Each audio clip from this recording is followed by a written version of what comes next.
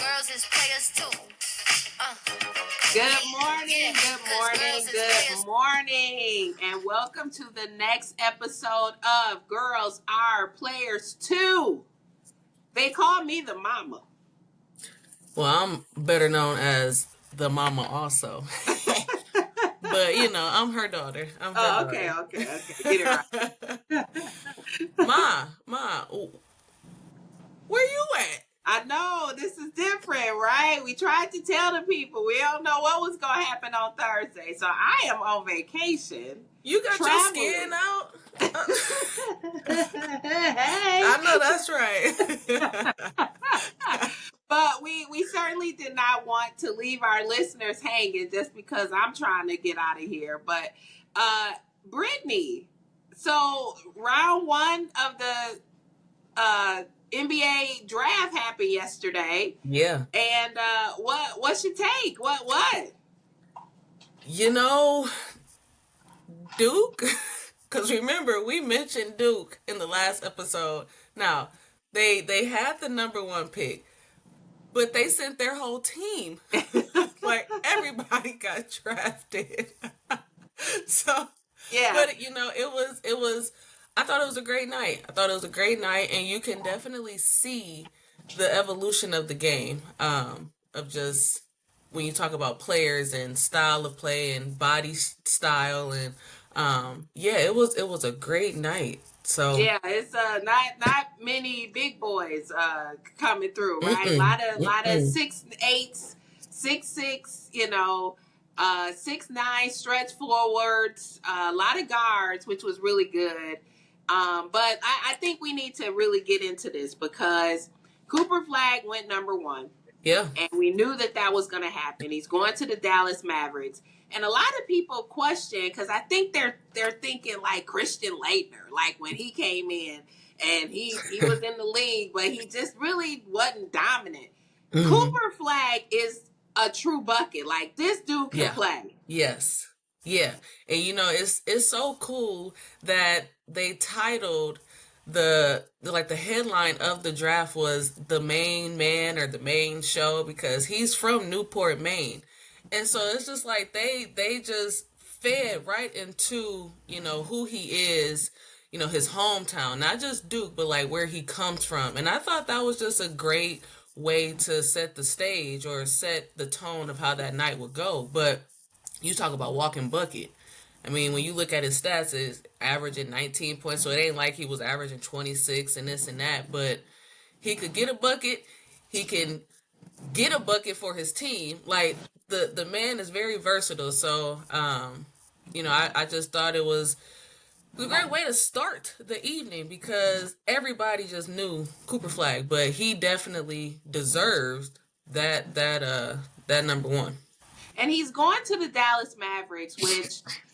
they certainly didn't end the year the way that they thought that they were going to after the debacle of the Luka Doncic trade.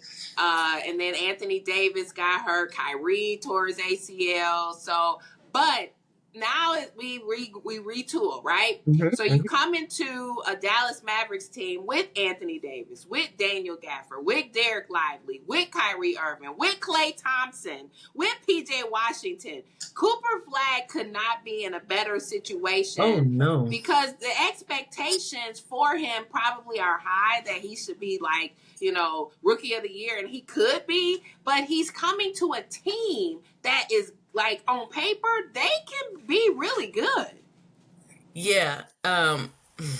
He won't be an Anthony Bennett. If you all know that name, Anthony Bennett went number one to the Cavs. He was with Kyrie. It was a dud. He won't be that. He will not be that. He is surrounded by great talent. Now, we can say right now on paper this is shaping up to be a great team, but teams have to mesh. Teams have to play together. Teams have to figure out different how they play or how they mesh with each other. So, but again, he's a hooper. So you put Kyrie on the court, Klay Thompson, Cooper Flag. I mean, they all can create a basket for themselves, but surrounding each other, with a Kyrie Irving, a big man in AD, They have everything that you need to be successful. Yeah. Well, okay. So the number 2 pick went to Dylan Harper. But Dylan Harper had a teammate, Ace Bailey, that just created all kinds of narratives with this draft. He was picked fifth. So 2 players from Rutgers were picked in the top 5.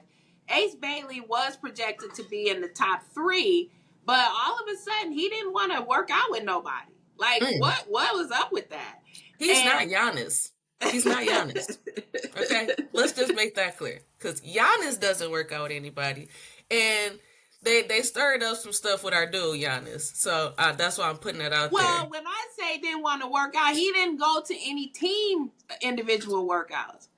So that was the thing. I mean, like Philadelphia had the 3rd pick, but Yeah. he literally had a meeting scheduled and canceled it. And so that was kind of his thing. It was like, I don't want to have to work out with certain teams. I don't want to go to this team. And so that was kind of what was leading up to it. But he did clarify some stuff because prior to his clarity, I was about to be like, dude, really? Because the narrative was there were teams that he did not want to go to, and he got drafted by Utah, and that was supposedly a team that he said he didn't want to go to. Uh-huh. So it It's first of draft all, night. right, first of all, how you picky on where you go? Like you're leaving college to be an NBA. Any team that you go to is a next step up. I don't care Correct. if it was Correct. the Charlotte Hornets or the Washington Wizards or Well, Charlotte, Washington, those were teams that he was cool with. And it's like, huh? Okay, but before we move on to that, Con Kanipa was the number 4 pick from Duke. He was a freshman along with Cooper Flag, okay? And Con Kanipa is from Wisconsin. yeah. He played high school ball at Wisconsin Lutheran. Yeah. And that was a surprise, but it was funny because when Cooper Flag was getting interviewed, Adam Silver was announcing the 4th pick, and during his interview, he was like, talking to the woman. All of a sudden, he was like, I mean, that was like a for real moment. Like his boy got drafted 4th, which is crazy. Shout out to John Shire because he took over after Coach K retired from Duke, and 4 of his players were in the top Tell in you the that whole first round. team got drafted. The whole team. But we moved around. We went to 2, then 4, then 5. I want to go back to number 2. Number 2. Dylan Harper. When we talk about families in the NBA, Dylan Harper is Ron Harper. Now, I might be dating myself. I'm sure a lot of y'all know who Ron Harper is. But he's Ron Harper's son. Now, Ron Harper won a gazillion rings. Most of his rings was with Michael Jordan in the 90s. He has 5. He has 5. So, but you think about families in the league, sons playing with each other or, because their father was in the league. So you got Ron Harper. If you think about other brothers or families in the league, of course, Steph Curry, and Seth. because I'm thinking Dale, because Dale is their dad. So Yeah. Steph and Seth Curry. But then another family, you got Larry Nance and Pete Nance. Pete Nance. Larry right. Nance Jr., because their dad is Larry. And so it's just, it's so cool. And I'll give you some more families. You have the Thompsons, like the Thompson Asur family. and Amen. Asur and Amen. You got the Grant family, like Jeremy and Jaron and Horace Grant. They these are just different families. So the Holiday brothers. The Holiday brothers, yeah. Drew. The Antetokounmpo brothers at one point.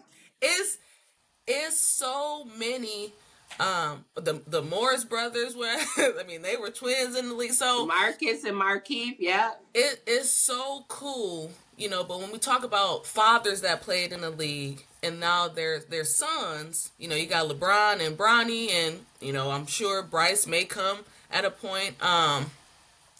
It's just so cool to keep that legacy going. Ron, is not, he's retired, not in the league anymore, but his son is now in the league. And so it's so, But the other son plays for, yes. who does he play for? What was he with the Pistons? What I was, I can't remember where his son, the other son, is, and that's bad of us. But we supposed to know these things. yeah. But the reality of it is when you talk about legacy, that's what is really cool, because I mean this same time last year, the hype was Bronny James, right? Where Mm-hmm. was he going to go? Mm-hmm. Who was going to draft him or whatnot? And I think what ended up happening was, once the second round took shape and we knew the Lakers had that 55th pick, we knew that was going to happen. Yeah. And so for Dylan Harper to be the number 2 draft pick, his DNA must be pretty good, because like I said, his brother is with the Pistons, and I apologize for the slight delay and making sure we confirm that. But I think we move into a new era of fathers passing the torch to their kids. But the kids actually can make a name for themselves. I mean, look at what Scottie Pippen Jr. did, with Memphis. I mean, who knew that he was going to be, such a pivotal player for them this past season? Yeah. But we got to keep moving through this. Yeah. Let's keep going. Okay, so number 10. Now remember, Kevin Durant got traded, the blockbuster trade. Kevin Durant left Phoenix, went to Houston, and Houston gave up everything and the kitchen sink. Yeah, one of the picks were a number 10 pick, and that pick, the Houston Rockets picked Common Malik from Duke, number 10. Okay, but because of the pick was owed to Phoenix, he actually got traded that night to Phoenix. Mm-hmm. So, but another trade happened that night as well. And I don't know if people remember Mark Williams. So Mark Williams played for the Charlotte Hornets, and he was in a trade deal after the whole Luka debacle took hold. The Lakers were shipping Dalton Connect, who was actually balling for the Lakers. Yes, he was. They were shipping him to Charlotte in exchange for Mark Williams, who's a center. And that's what the Lakers needed. And I mean, this deal literally was happening. It was on paper. Dalton Connect was on a plane ready to go to the next step, yes. his next destination. And in the physical process, Mark Williams didn't pass the Lakers' physical process, and they were concerned about his injury report, so they rescinded. So Dalton Connect literally had to get back on a plane and go back to the Lakers, the team that literally said, we're done with you. We don't want you. And so it was the weirdest thing. Well, apparently Phoenix is cool with all of it, because they actually said, we want him. So he now is with the Phoenix Suns with Malik. So Phoenix is, they trying to stack themselves, with Jalen Green, Dylan Brooks coming to the team. Of course, Devin Booker, Bradley Beal, hopefully he's healthy.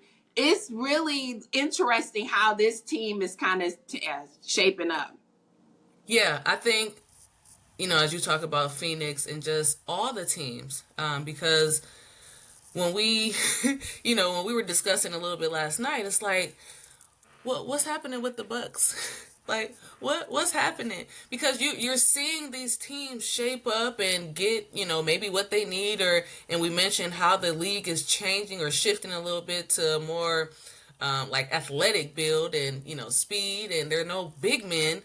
And so it's like, what about us? What about us? Well, the Bucks, because, we just got to bring in the home team, have the 47th pick.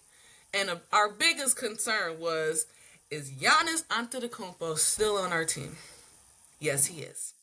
He's not So going far. anywhere. So far. So far. Um, but I think, when you talk about leagues in general, you want to see an evolution. Like early 2000s, the league was dominant with bigs. Like there were big men. Shaq, uh, Tim Duncan. I mean, Yao Ming was in the league and like big men. And now you just see that they're still big. 6'8", 6'1", or 7'1". Chet is like 7'1", and just these players are super tall and thin. So they can shoot the three. They can dunk. They can pass. It's good to see the game evolve, continue to evolve, because it was just like, well, where is it going? But now anybody can play 1 through 5.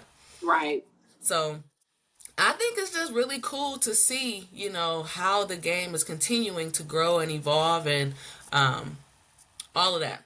Yeah. Okay, but we got to make sure we hit on the trades that happened, because our Yes. last time talking on Monday, my boy Drew Holiday got traded from Boston They to dogging him. Portland.